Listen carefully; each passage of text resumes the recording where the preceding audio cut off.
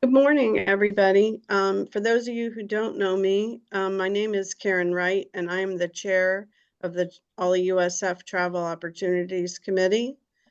And I'm the person that is behind, there's about 9 volunteers that we have now for these tours. And 2025 is probably our most tours we've ever had planned. So we're hoping that more members take advantage of some of these tours. And today I'm happy to talk about a river cruise because several years ago we did a survey to our members, and river cruising was one of the, I guess, destinations that some of our members expressed an interest in doing. So today, Ron Vino from Premier World Discovery is going to talk to you about the highlights of the Douro River. And this cruise is a more leisurely cruise than some of the other river cruise destinations. There's a lot of wineries that you'll visit and some really great historical sites. There's old castles that you'll visit, but there's a lot of leisurely time on this cruise, which I think will be nice rather than hustle and bustle and trying to get into, the more popular river cruise destinations. So this cruise will be on November 10th, and it includes round trip air from Tampa. And if you want to go to Lisbon for a couple days, there's a pre-cruise extension that you can take as well. And Ron will explain the whole itinerary to you. Yes, I will. Thank you for having me. I apologize. My title on the top is incorrect, and I know Karen and Alan said they were just being picky, but next time I'll make sure that I have it transposed around so that it's correct. But Karen's right. This is a fantastic river cruise, whether you've done other river cruises or you've never done one before. Excuse me. This is it's different in a lot of ways. It's similar, of course, in a lot of ways. The difference is just what Karen said. It's very, very serene tour. It's very calm. The Douro River is more of a kind of rural river that goes through beautiful countryside, vineyards, small historic cities, as opposed to, the Rhine and the Danube. They're beautiful as well, but they're very busy rivers with other cruise ships, of course, a lot of commercial traffic. There's locks you have to go through to navigate the different elevations as you travel through Europe. So this is more, this is a great, and Portugal is probably the hottest destination on the planet right now, whether it's a land tour or a cruise tour. But seeing it by cruise ship is fantastic because you control a lot of what you do. If some people say, hey, I don't want to go out on an excursion today, you can stay on the ship. Most people do the excursions, of course, but some people want to just kind of relax, have coffee in the morning, do what they want to do. So I'm going to go through all this. I'll go through the itinerary. I'll talk about the ship a little bit. And I'll talk about our company, of course. So Premier World Discovery is a group tour operator. We only work with groups. We don't. We work with travel agents as long as they're putting together their own groups. What I mean by groups only is we don't market directly to the public. So we're not out there, emailing and doing all the things that other companies do to try to get ones and twos here and there. Everything that we do is through groups. So like with OLLI-USF, Karen and I have been working together for a year now. I know she's been working with Premier before that as well. I've been with the company about a year. And our demographic is what we call active seniors. And a senior to us is anybody over 55. So I'm assuming it's everybody in this presentation, myself included. So when we put together our programs, our tours, our cruises, we always have that in mind. So that is our demographic. We work with chambers of commerce, of course, OLLI programs, alumni programs, and we are members of USTOA, which is for the travel industry, it's sort of a good housekeeping seal of approval. It's the U.S. Tour Operators Association. In order to be a member, you have to have $1 million bond posted with them, which is protection for passengers' deposits. We never know in the travel industry, right? I mean, we've been in business 26 years with no problems. We even went through COVID fairly intact. which is amazing because a lot of companies went out of business. But it's just a protection. I'm sorry, I was fighting something, so you're probably glad we're not doing this in person. I'm over my little virus, but I was not feeling well the last few days. But anyways, so again, 26 years old. We're headquartered in Redondo Beach outside of Los Angeles. Group travel for active adults, members of USTOA, which is very important. Again, we post that $1 million bond. Travel is an industry of acronyms, I always say, and these are all like the American Society of Travel Agents, American Bus Association. These are all just membership groups that we belong to that, in order to, it's important to mention it because you can't just join these organizations unless you meet certain criteria, the bonding, of course, and we have to carry $5 million in liability insurance. So, it just shows you that we're a legitimate company. We've been around a long time, and we do a great job with our product. So we currently offer 80 plus tours around the world to 50 different countries. The only continent we're currently not on is Antarctica, and that might change soon. This was 2023. In 2024, we moved closer to 15,000 passengers, not quite 15,000. So we're growing, 20, 30, 40% a year. So we move a decent amount of passengers. Again, the demographic is active seniors. We have a nationwide sales team. I'm the business development manager, which is just a fancy way of saying salesperson for Florida. I cover the whole entire state of Florida. We have a great inside sales team. We have a great outside sales team. We have our own, product people that put these tours together. This is our product. We don't resell other people's stuff, so to speak. We research, we get feedback from our group leaders like Karen on what they want to do around the world. And we actually negotiate our own hotels and put it together our own product. So that's important because just reselling somebody else's stuff just doesn't make sense. So what's the difference? One of the things that we have become famous for, everybody can talk about, quality accommodations and tour directors, and it's all true. One of the things that we do more and more often, and this was from feedback from people like yourselves, is people don't want to pack and unpack 8 different times on an 8-night tour. They want to unpack. I used to go into presentations many years ago, and I would bring a dresser drawer, and I'd hold it up, and I'd say, does anybody know what this is? And say, well, it looks like a dresser drawer. I go, have you ever used that in your hotel before? And they're like, no, I never do because, we're living out of our suitcase because we got to have our suitcase out at 5 in the morning, blah, blah, blah. So what we try to do is we have about 40 tours now that are either one hotel stay or 2 hotel stays. There are other parts of the world where you need to move around a little bit, to see the country and what have you. But people love it. We have 40, as I said, about 40 tours where you unpack and you're done. You stay for 5 nights, 6 nights in that one hotel. And we do our touring out from that one point. So that's kind of why river cruising became so popular, cruising in general, but certainly river cruising has just taken off in the last 10 years, is because you might have a pre-night, in a city or whatever, but once you get on the cruise ship, you can unpack and you're on that cruise ship for 6 nights, 7 nights, 8 nights, whatever it is. It's almost like you're at home in a lot of ways. You don't have to, get up at 3 in the morning and pack your stuff and have your luggage out at 5 in the morning and all that. So that's a big deal. All of our tours have a Premier World tour director on board as well. It's on board, or if it's a land tour, they're with you from beginning to end. When you arrive at the first airport on the tour and you go through customs or whatever you do, and you go down to the luggage area, they'll be waiting for you there. And they'll be with you through the entire tour, and they'll see you off at the end. We also have hometown transfers, Karen, correct? Normally it's for a group of 10 or more, but so what the point is, you're with us, you're kind of cocooned through the whole tour. From the time you leave till the time you get back home, you're covered. And our tour directors are fantastic. I think the average tenure is like 20 years. They're amazing people. So they'll be pre-positioned. So it'll be a US person that will fly over to Portugal ahead of time, get everything set up, wait for you to arrive, and then be with you through the whole tour. And they specialize in certain areas. So the person that's doing the Portugal tours might be a specialist in Portugal, Spain, but they're not then flying to South Africa and then to national parks. That they're specialists in their areas.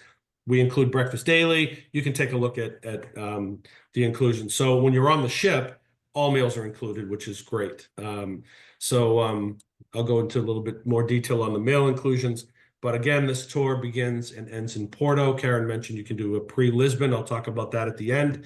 But this tour begins in Porto.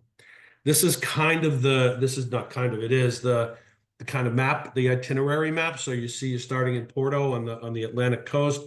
Porto is, Portugal's second city, and the Douro goes to, east-west over to the border with Spain.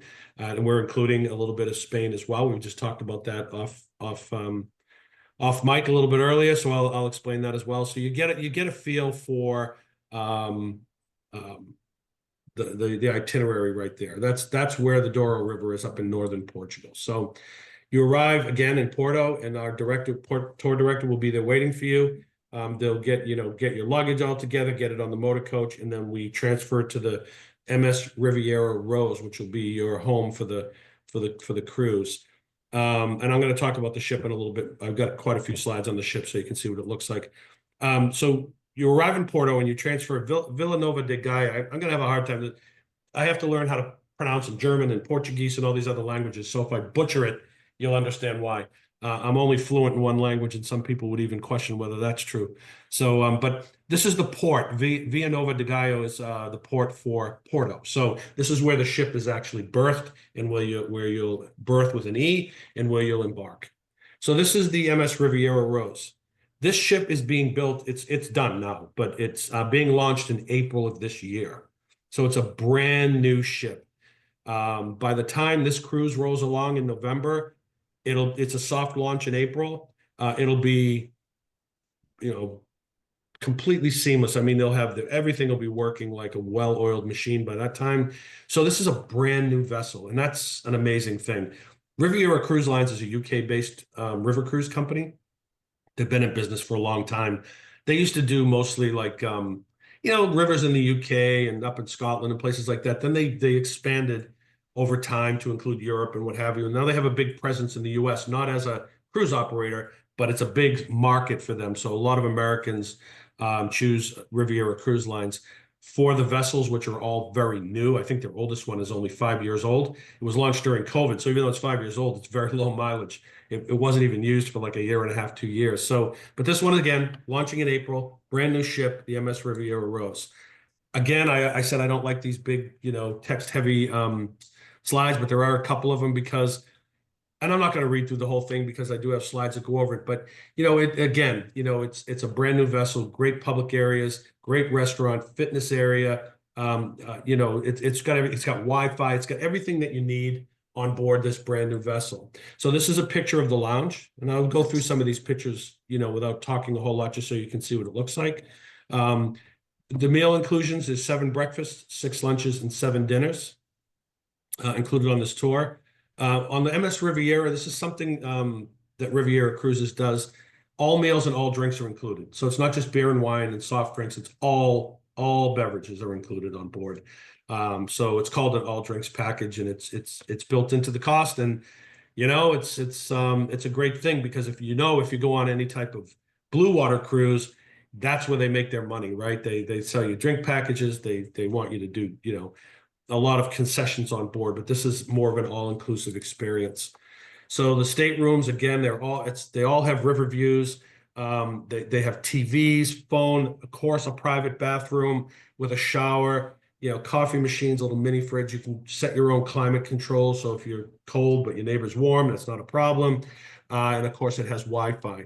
So this is just the deck plan of the ship, right? So give you an idea of where the staterooms are. And these categories aren't going to mean a whole lot to you until I show you the pictures. So this is a balcony suite. There's only a limited amount of these. They're 258 square feet, but you see, you not only have your sleeping area, but a living area, as well as a little balcony with seating on the outside. And that is the kind of the layout. This is a regular stateroom with a balcony. This is categories B and C. Again, I'm not going to go into a lot of technical detail on this, but I want you to see what the cabins look like. So, and we've got a surprise built in here, which I'll talk about in a little bit as well. So these are 172 square feet. Again, everyone has Wi-Fi.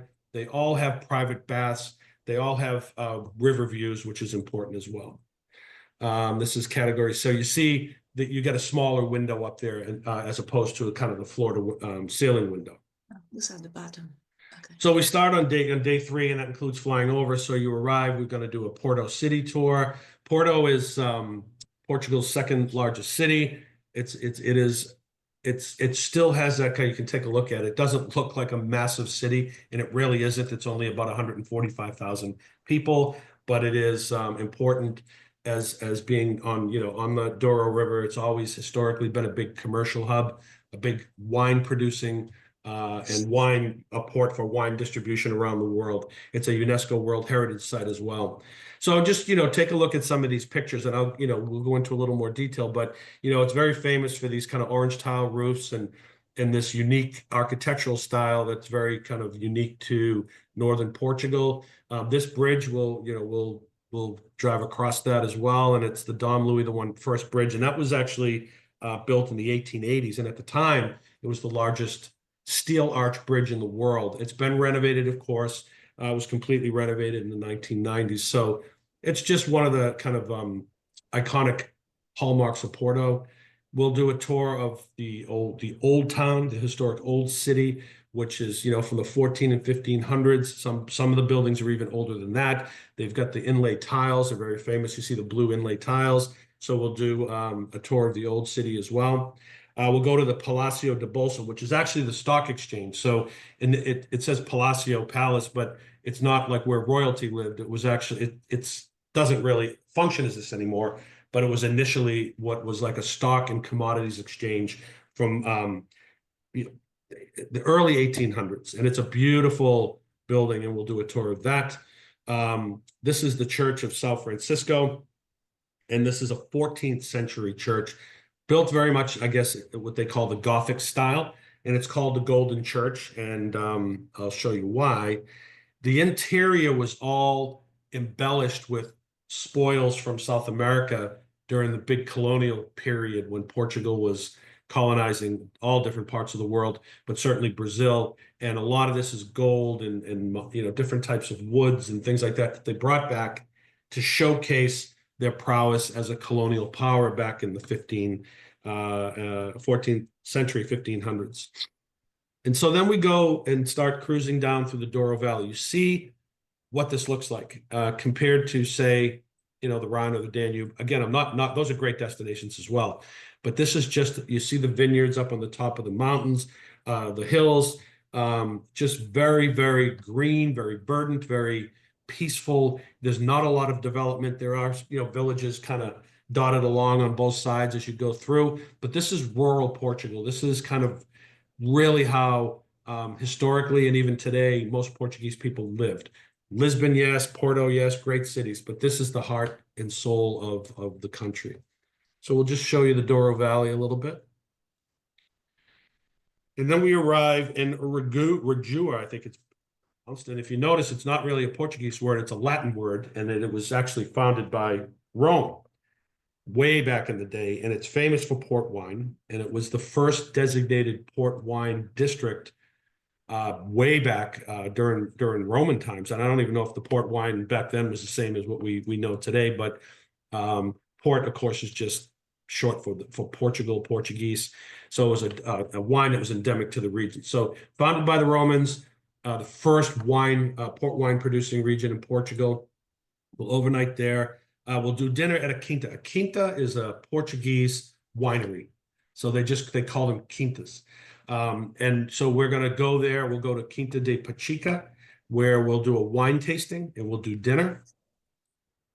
You'll see the vineyards as well. So it is very reminiscent of Napa or Sonoma. I mean, if you've been to either of those places, or some of the wine producing regions of southern France, even with the rolling hills and the vineyards.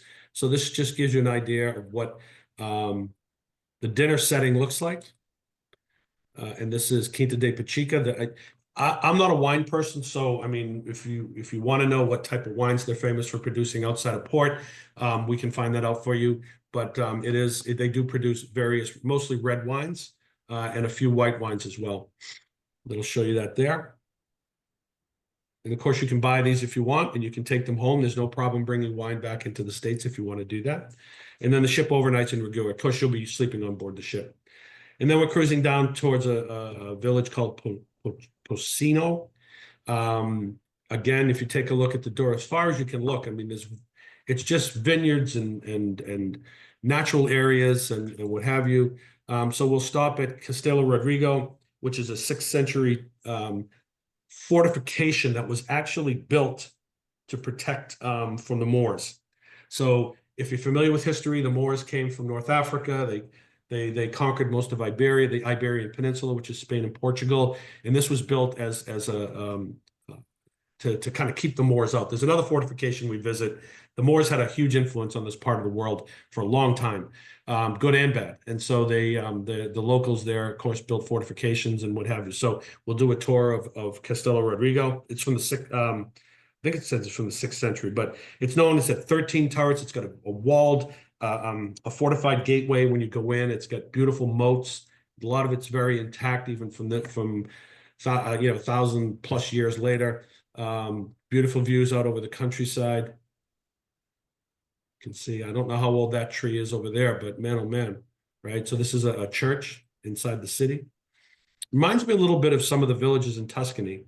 If you've ever been to like San Gimignano or any of those where they're walled medieval fortified cities that look out over beautiful countryside.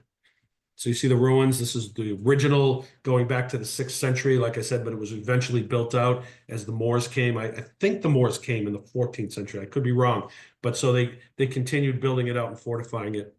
So then you go back onto the ship and we sail down towards Vega de Teran. Again, I keep saying it, but the difference in see how serene that river is? I don't know how anybody could get seasick on that river, but who knows, right? But it's like a mirror. You can actually see the reflections on there. So so we go into Vega de Teran, which is the cruise port where the ship will actually pull up and berth there, where we'll then motor coach to Salamanca, Spain. So it's called the Douro River with Spain.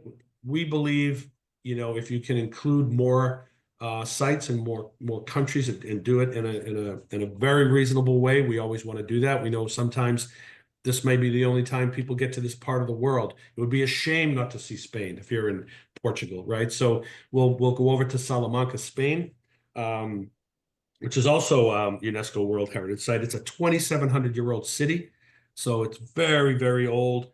It has the oldest university in Spain, current, still operating as a university.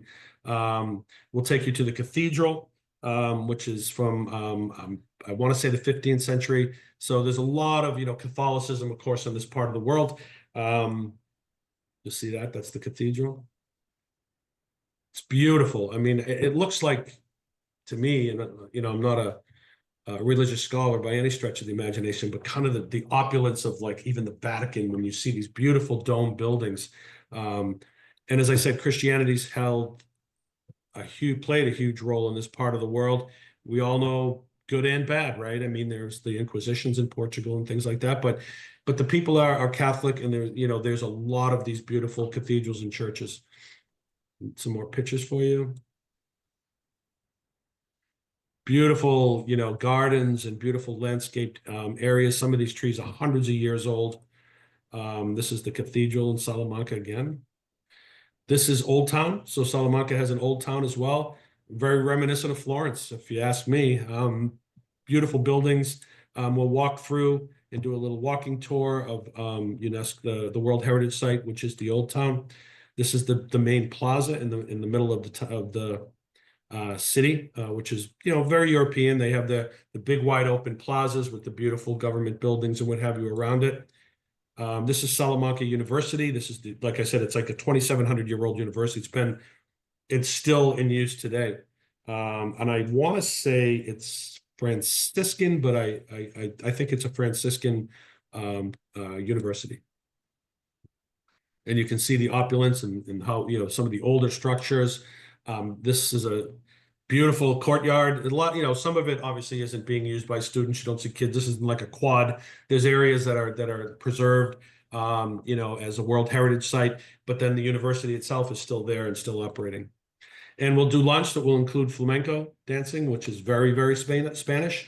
They'll talk about the history of the dance, and they'll do a demonstration, and it's very, it's not erotic. That's not the right word, but you know what I mean. It's very seductive type of dance. It's almost like the salsa, you know. There's an interplay between the man and the woman. It's a seduction that's going back and forth. So it's very interesting, and it tells a story. So they'll go through all that, and you'll get a demonstration of flamenco. Then you'll have leisure time in Salamanca where you can walk around. There's a beautiful, in the riverfront area, there's, you know, shops and cafes. You can get a cup of coffee, a glass of wine. You can buy souvenirs. You know, beautiful stuff from the area, not, you know, tchotchkes made in China, but, you know, beautiful, beautiful Spanish souvenirs you can bring home. Again, you have more leisure time in Salamanca. And then we go back on the vessel, and we're heading back now to a little village called Pinau, which is very famous for its port wine. And we're going to do lunch at Quinta da Avançada, and we'll do wine tasting there as well. So this, I mean, look at how beautiful that is, right? That building is, you know, hundreds of years old, beautiful vineyards. Again, more pictures for you. We'll do the wine tasting in here. This is just when they harvest the grapes. This is their truck. So if you've been to wine estates before in the US and elsewhere, you know how fun they can be. They do produce white wines here, as you can see. And they talk about the whole process. So they'll bring you out into the vineyards. They'll talk about the growing of the grapes, the harvesting of the grapes, waiting to a certain time where the sugar content is where it needs to be, how they press it, how they age it, and all that. And we'll do lunch here with wine tasting. Beautiful wine cellars.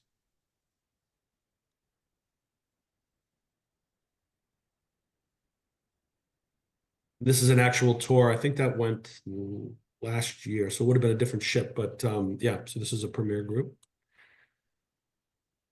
And then the ship overnights in Pinau. So you'll go back to the vessel and you see where it's berthed. That's on the lower left there.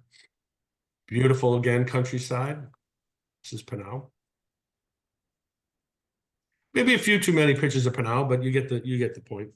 We'll stop in Lamigo, which is very, very famous for its Baroque architecture, which, again, I'm not an architectural student, but you'll see the beautiful pictures. This is actually one of the main, maybe not one of the best known, but one of the main pilgrimage sites in Europe for Catholics.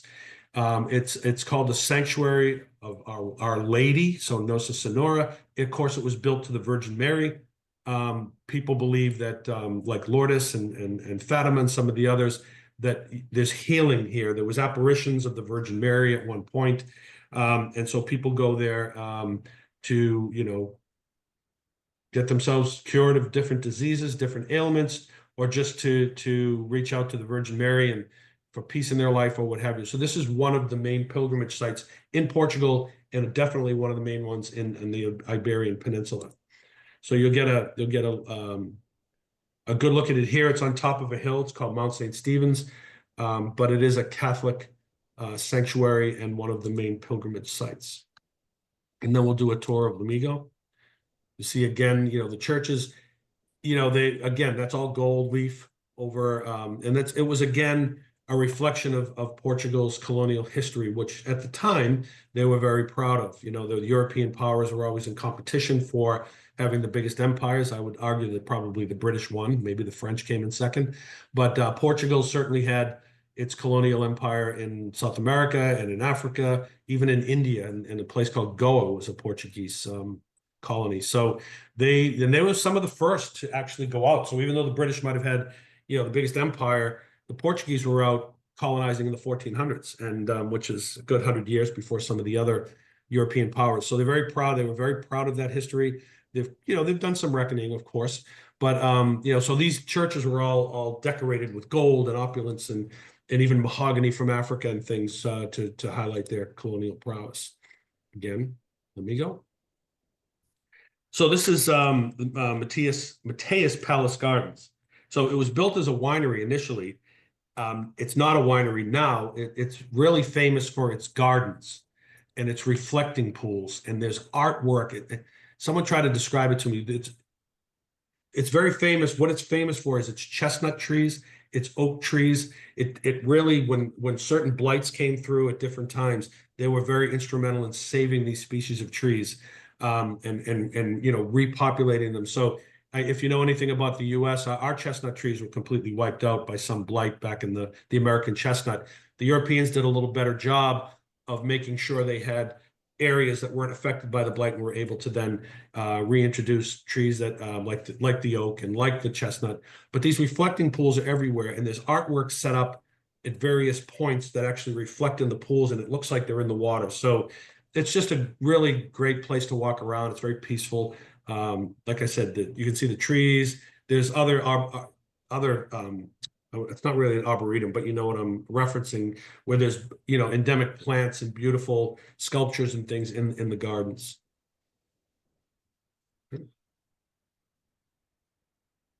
It's just a beautiful, beautiful place. You can see the hedgerows. And then we're going back towards Pala, which is a little village, and then back onto Porto. So this day you have a choice. You can pick your excursion.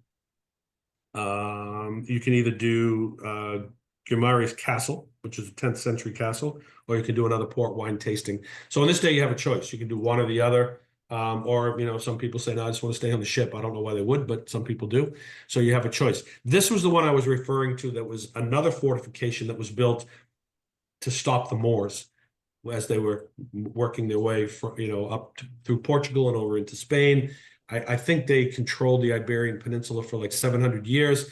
I mean, a lot of positive influences is still in place today. Kind of a lot of the civic codes and things like that that are in place were initially put in place by the Moors. And I don't know how far they got into Europe, but they got pretty far before they were pushed back into North Africa. But you'll see that this is the castle that was set up as a fortification against Moorish expansion. A lot of it has been preserved, but you'll see a lot. I mean, it's been renovated and rebuilt, and you'll see a lot of the original structures there as well. We'll take you and do a tour of Guimarães, which is another UNESCO World Heritage Site, and you can see like original gate there with a statue under it that's hundreds of years older than even that old building behind it. So it's a great contrast. There's the historic city center, very Portuguese style architecture with the wrought iron railings and, you know, the bright colors and the orange tiled roofs. Again, this is your other option. If you don't want to do the castle, you can do another port cellar wine tasting. It's not just port, of course. The port's on the right, but you see the difference. They do white wines, they do kind of light red wines, and ports. There's port there. I do like port a little bit. I'm not, as I said, a wine person, but I don't mind a glass of port every now and then. And then at night, we're going to do a gala chef's dinner and folklore music show on board the ship. And then again, back to Porto for an overnight. And then you fly home with wonderful memories. Now, this is the special I was talking about. We negotiated this with Karen. So if you book within 4 business days, so today, tomorrow, Monday, Tuesday, you'll get an automatic free cabin upgrade. Okay, we're only doing this with OLLI-USF. Because no one else was smart enough to ask us for some type of a call to action. Karen did. So basically how it's going to work, every booking we do, like this one has a number that's in our system. And as bookings come in, they're tagged to that number, and it'll automatically upgrade you. So this is a great offer. This is a great offer. If you're thinking of going and you need a little special impetus to make that decision happen, this is worth a lot of money. And we have the space to do this. We've held a certain amount of cabins in all categories, and for this call to action. And so if you're thinking of doing it, just coordinate with Karen and you'll get the automatic free upgrade. But it's within 4 business days because we can't hold it forever because, you know, we're selling it, you know, across the boards here. So there is an optional 2-night Lisbon pre-cruise extension that you can buy. The pricing is there. It's basically Lisbon sightseeing. You'll go to Fatima as well. And we get you up to Porto and on board the ship to join everybody else. So this is pre to the cruise, which leaves from Porto. So if you fly into Lisbon, you'll do the cruise. I mean, you'll do the city tour. We'll take you by motor coach up through Fatima and Nazara, and then into Porto, where you'll meet the rest of the group and get on the ship. Oh, so I don't think okay, so this is a little bit more about the pre-tour, right? So you're going to do Lisbon sightseeing. Again, Lisbon's a beautiful city, a very manageable city. Not the hustle and bustle of, say, like a Barcelona or something like that. It is the capital, of course. It is a fairly big city, but it's very much on the smaller side of a European city. Very beautiful, lots of great architecture, a lot of beautiful churches and mausoleums and history. I mean, again, you can see these beautiful inlay tiles that Portugal's famous for. I think that's the town alarm system up there on the top left. If anybody gets out of line, she yells at them in the window in the top left. I think that's her. Yeah, so it's a beautiful city. This is actually a monument to the era of exploration, where the Portuguese are so proud of it. Again, one of the first to actually get out there and sail around the world. And if you can imagine, the world was a big unknown place at that time. Sailing ships and going all around the world and across these great bodies of water was quite a feat back then. It's still quite a feat today. And as I said, the Portuguese were one of the first European powers to do it. Again, this is Belém Tower on the waterfront in Lisbon. Monastery.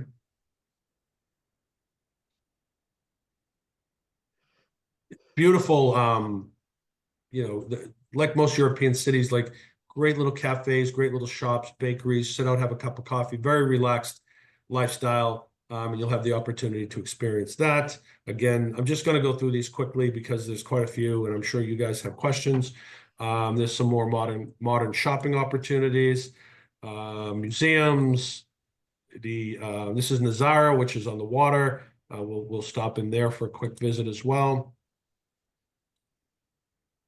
Fatima, if you're Catholic or know about the Catholic faith, I'm not going to pretend I know everything about Fatima, but it is one of the pilgrimage sites. We will stop there. It's a very big Catholic pilgrimage site, very important one. And then you go to Porto and board the ship with the rest of the people. So remember, and I know you people know this, but not everybody has traveled a lot internationally.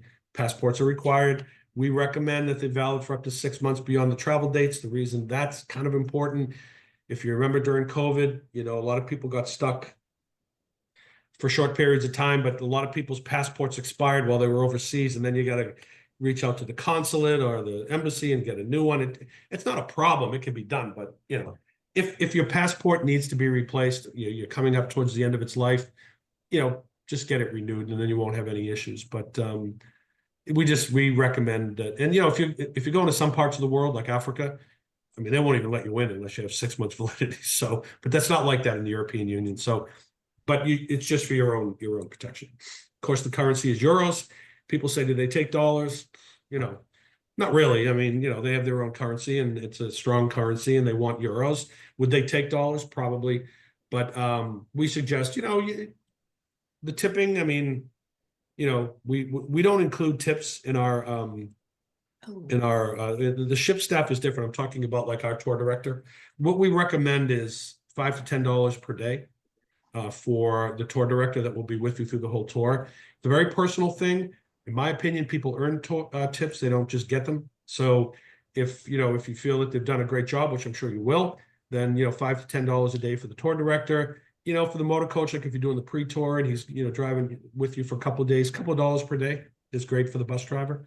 But we leave that up to your discretion because again, we just don't feel that we should just automatically include tips.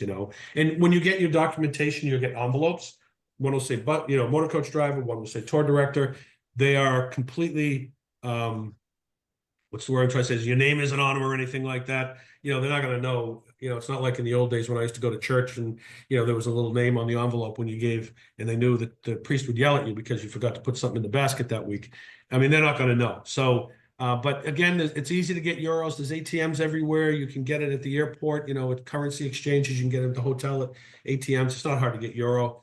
And they do prefer it, of course, it's their currency. So I've gone through most of this. These are the inclusions, the meals, the cruise, Wi-Fi on board, a tour director and staff. You know, it's a very, very all-inclusive tour.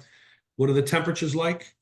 So Porto at this time of year, it's about 62. So it can get really hot in Spain and Portugal in the summer. So this is a great time to go. You know, you'll need a jacket or a little, you know, sweater or something like that, depending on how tolerant you are to the cold. Salamanca's average is 55, and Lisbon is about 64. That's average. So, you know, it'll be a little cooler at night, might be a little warmer in the day, but it's going to be right around these temperatures. So very pleasant. You know, it's not very hot. It's not very cold. I don't think it really gets all that cold in that part of the world anyways, but very, very reasonable temperatures. So again, you know, space limited, first come, first serve. The deposit for all of our international tours is $600. We do have a travel protection plan. If you want to purchase that, that's up to you. The way it works, just so you know, is if you purchase the travel protection plan, and if you were to cancel right up to the day of departure for any medical reasons or a death in your family, you get all your money back, except the cost of the insurance. So you'll get all your money back. If you cancel for any other reason, your dog is sick, can't find your shoes, whatever it is, up to the day of departure, you'll get 75% back in the form of a travel credit that you can use to book another Premier World Tour within 12 months through OLLI. So again, medical reasons or death in the family, you get your money back less the insurance premium. If it's any other reason and you need to cancel, you'll still get most of your money back in the form of a travel credit. There's also a lot of post-travel benefits as well, which I'm not going to go over, but things like, the information will be in the flyers and stuff, but things like trip disruption, you know, lost luggage, there's a lot of benefits to this program. It's up to you. Again, it's not required. Some people have their own insurance, they have their credit cards, whatever, but just know that it's there. So that's the protection plan. Again, you need a passport for this one, but we're letting people know this slide is in here because come May 7th, you're going to have a real ID to travel anywhere, even within the US. But a passport is a real ID. I use my passport even if I'm flying back home to Boston to see my family. I mean, I just use it when I fly because it's a US passport. It's certainly within the US, it's taken. When you travel internationally, you have to use it. But if you just have a regular driver's license, you're not going to be able to use that. You have to have a real ID license that you can get through your own Department of Motor Vehicles. It has biometric information on it. That's going to be required. So just keep that in mind. As of May, you're going to have that. This I'm only putting in here just to make people aware. They've been talking about this for years. They're like, it's almost like an online visa. You just, Britain, the UK already has it. They already launched it, where if you're traveling to the UK or even through the UK, you have to go online and fill out what they call, I can't remember the acronym for it, but it's like an online visa. It takes 2 seconds to fill it out. It costs $7. It's not a big deal, but Britain already has that in place. The European Union is talking about doing the same thing. They talk about late 2025. So it could affect us, but they also said it was going to be in place by late 2024. So who knows, but just in case, but it's not a big deal. You know, you go online, you pay a few dollars and it's in the system. So when you go through customs and immigration, the information is in there and they'll know that you paid for this. So, just keep that in mind, and there'll be more information coming out, and it may get delayed again, who knows. The Compass Club is our kind of like frequent flyer program. It's very basic. It's very easy. If you book this tour or any other tour, you're automatically enrolled. There's nothing you have to do. It's in our system. As I said, you're tagged with a booking number that's associated with OLLI-USF and with yourself. And then the next time you book one of our tours, you'll get a $100 per person loyalty credit that's automatically applied. You don't have to do anything. You don't have to track points or go online and fill out anything. It just automatically happens. So it's our version, just saying thank you. And it's in addition to any other discounts. I think you saw in the first slide that if the deposit you can pay any way you want. You can pay the final payment any way you want. But if you make the final payment by check, as opposed to by credit card, you'll get a $100 per person discount off the pricing because we're just passing the bank fee savings along to you. You can pay with credit cards if you want, But if you pay with a check and we don't incur the bank fees, we just push them back to you. So you can pay any way you want. Don't think you have to pay by check. We're just saying, if you make that decision to mail in a check for the final payment, you'll get another $100 per person credit because we're not incurring any bank fees. Is that clear? Okay. So thank you. That's my presentation. If anybody has any questions, again, I may not have all the answers, but I can certainly get all the answers. And if you have questions that I can't answer, I will work with Karen to get you the information that you need.